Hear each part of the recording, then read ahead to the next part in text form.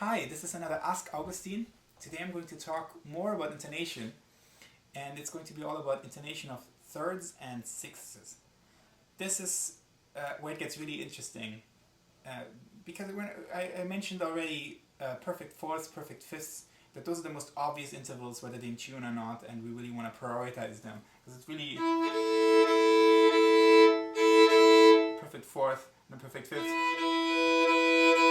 When they really sound in tune, it's a very satisfying feeling. You can just feel, that's in tune, that's beautiful. But with thirds, it's not quite that clear. If you play a third the way that it sounds like a pure third, the way that it sounds most in tune,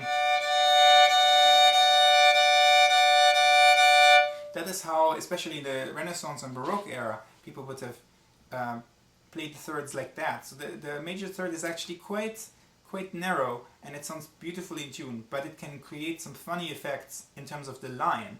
And it also meant that if they tune harpsichords like that, then they actually had to retune the instrument to play in a different key. And this was a major issue, and there was a lot of debate about it.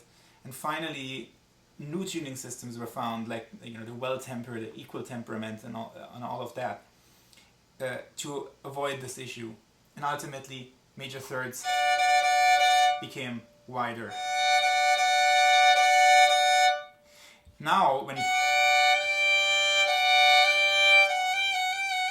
that's a half step, but before that, you play this as a pure third, and then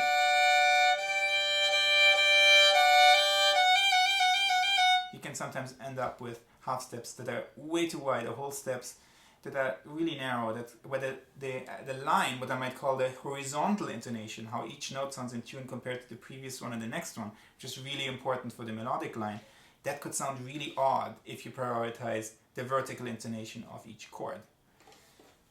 So what you do when you play Bach, in Bach you really have both, because some movements, you have one line that's going on, and I think it's clearly the intonation is more horizontal.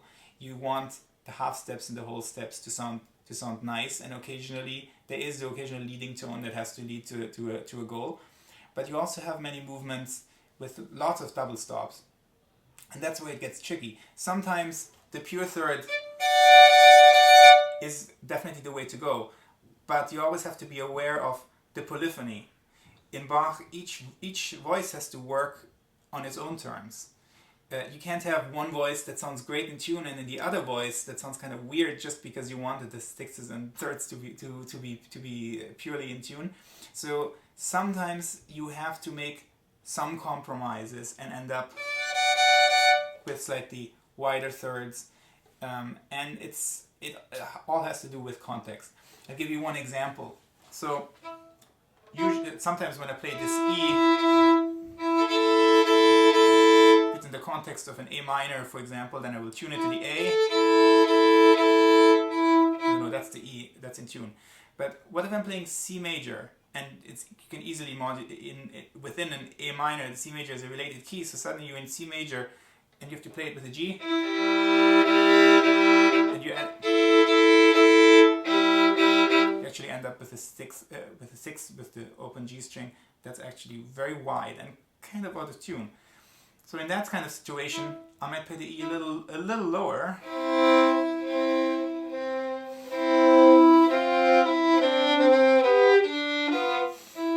So it's a little bit lower. But if later in that movement I have to end up on the E string, I have to make sure that somehow I get higher again with my E's, because at some point I might have an open E string. Otherwise,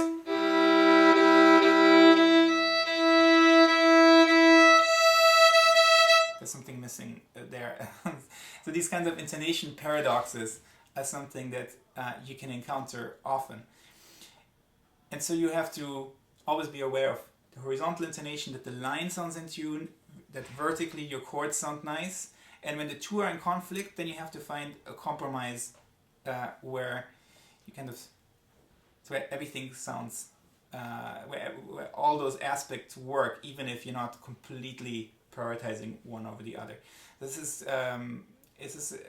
has a lot to do with how we're hearing intonation. Sometimes what sounds in tune to us is actually just what we're used to hearing, and the kind of intonation that we're used to hearing.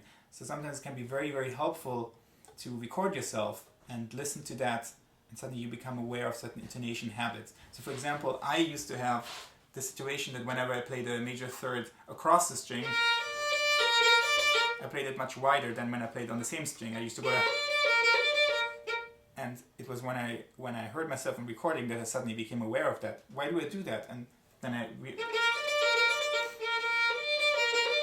kind of retrained my ear and my fingers to stop doing that, but I had to realize at first that I was doing it. So sometimes it's very helpful to record yourself.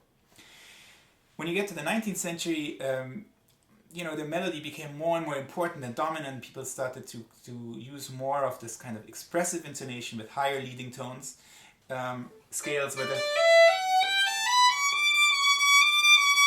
the leading tone is higher, and as a result the major thirds become wider, minor thirds become narrower, because it kind of has more color, more character this way. The major third as part of a major chord sounds even brighter, even happier, whereas the minor third as part of a minor chord sounds even darker, and that's very appropriate for those styles.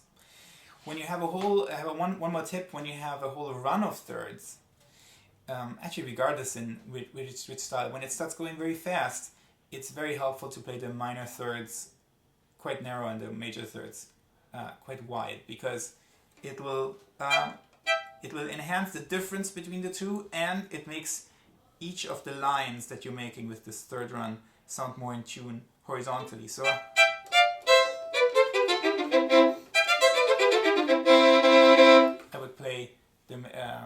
I would definitely make the major thirds wide and the minor thirds narrow. The same thing with sixths. A sixth is an inverted third, so everything I just said about sixths applies to thirds, and what I said about thirds applies to sixths. Sixths, it's actually really hard to say in English for me as well.